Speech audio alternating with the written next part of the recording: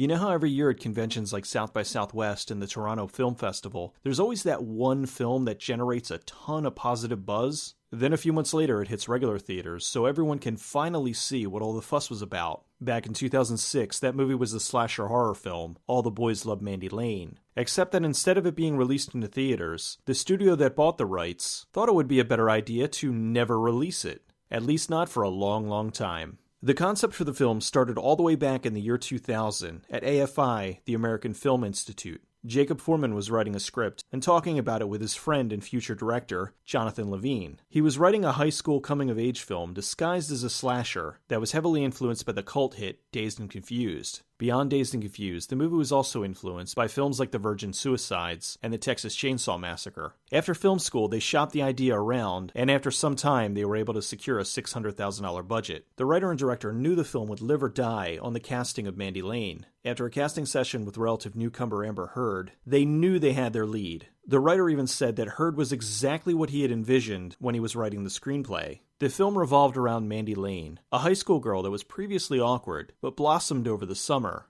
Now seemingly unobtainable, every guy in school is infatuated with her. Some guys invite Mandy to a party at their parents' vacation home, and over the course of the evening, someone begins to kill them one by one. With a relatively small budget, they knew they had to shoot the majority of the film in one location. After searching around, they found the perfect location, a huge farmhouse in Austin, Texas. It had everything they needed, a house with big rooms, which made it easier to film in, a shed out behind the property, and giant open fields. The only downside was the house was rumored to be haunted. Every night the crew heard children's laughter coming from upstairs, even though no one was there. Shooting for the film began in 2005. At the time, 70s movies were being remade in the 2000s style. Levine wanted to make a 2000s movie in the 70s style, so there were lots of wide-angle shots, properly placed lens flares, and the 70s style zooms. Many other things were deliberate as well. Older vehicles, old gas pumps, the almost complete lack of technology, and a soundtrack of mostly older songs. Even the furniture in the house was old. Mix all this together with a 70s horror feel, and it makes it hard to date the film. Another thing that made the film feel older was the relaxed pacing. It goes along introducing the characters, and definitely could have been mistaken for a movie about high school kids. They let the audience get to know the characters, rather than just introducing them to die. It's 36 minutes into the film before the first kill. With a lot of 70s and 80s horror films, the color palette was mostly brown and gold. In keeping with this, the director made sure they drank out of yellow Solo cups instead of the much more common red ones. Little things like this may seem silly, but it works wonders in keeping with the aesthetic. Due to the budget, the film had limited scenes of gore, which made it all the more effective when they actually happened.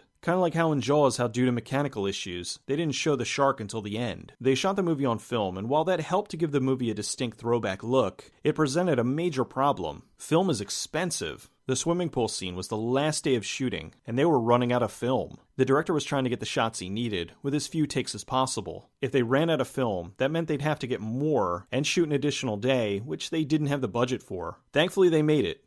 Just barely. With a lot of horror films, the bad stuff usually starts during the day, and then the final confrontation happens at night. Levine thought it would be a good idea to have this one start at night, and then have the final showdown in broad daylight. After 4 weeks of shooting, the film wrapped. They then spent the next 8 months editing the film in the hopes of getting it into the Midnight Madness section of the Toronto Film Festival. It's 2006, and the film was approved to be screened at Midnight Madness. This was huge because Midnight Madness picked the best genre entries and screens them for hundreds of rabid horror fans. It's been responsible for many breakout horror films, like Insidious, It Follows, The Loved Ones, and Eli Roth's debut, Cabin Fever. The movie screened for a sold-out audience who cheered at the end. With the overwhelmingly positive reaction after the screening, a bidding war began. Harvey Weinstein of the Weinstein Company bought the theatrical rights to the film for $3.5 million.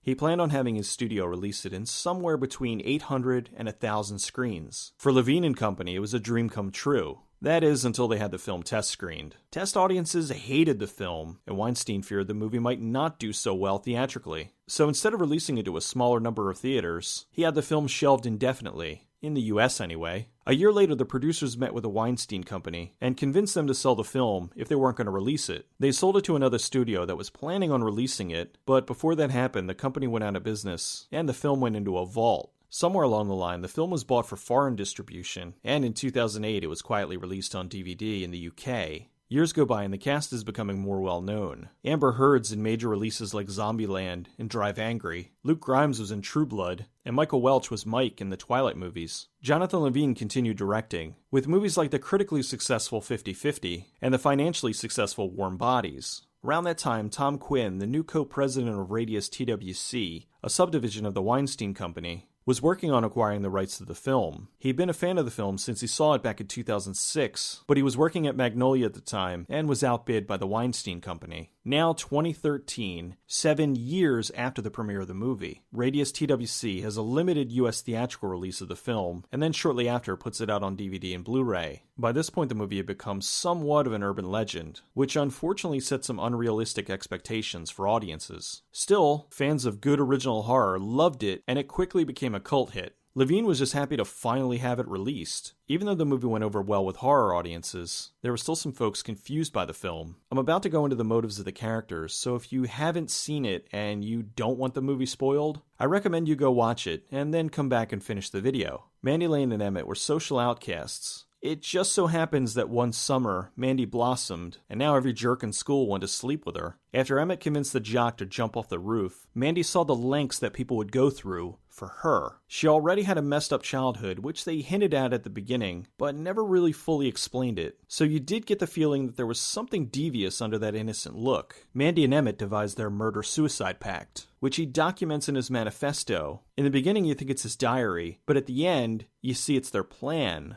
Put everything in here, for the copycats and the cops. I think they'll appreciate it. All the boys were jockeying for position, trying to be the one to deflower her. This is shown by the three guys sitting on the couch, staring down at her like a piece of meat. In reality, though, she's the predator. During the evening, Mandy's enjoying manipulating the emotions of the group, letting each one think they might have a chance. Even Chloe. When Garth was explaining how he had to kill the herd of cattle, this was mirroring Mandy's thoughts. Your dad didn't sell the herd, Red. You can't sell them when they're sick like that. So what'd you do to him? Well, it's the only thing that you can do. I put them down.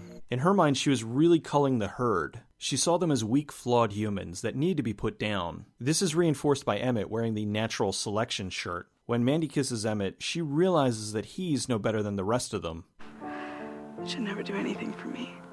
She decides she'd rather live and lets Garth survive as her alibi, and since he thinks that she saved his life, she can get him to do her bidding. In the end, she manipulated everyone. The film showcases both male and female insecurities. The male insecurities, of them each trying to be the alpha male, and the female body image issues. Chloe continuously calls Marlon fat, but is devastated when Marlon tells her she has a hairy vagina.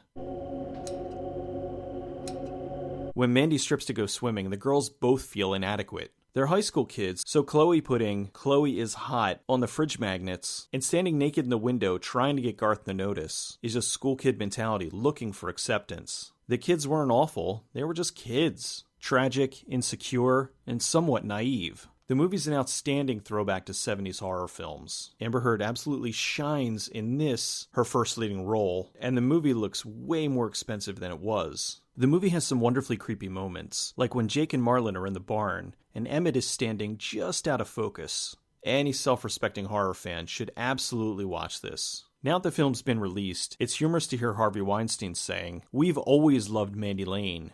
Really? Is that why you buried it? An audience of 500 rabid horror fans convinced the Weinstein Company to drop $3.5 million on the film, but then a random sampling of mall walkers made them regret that decision. A group of people that more than likely would have never seen the movie to begin with. Test audiences are one of the worst things to happen to movies. For example, test audiences hated Pulp Fiction, and that went on to win an Oscar. Why wouldn't they just release the film? I'll never understand the logic of just sitting on it, especially when they had no problem releasing Who's Your Caddy that same year.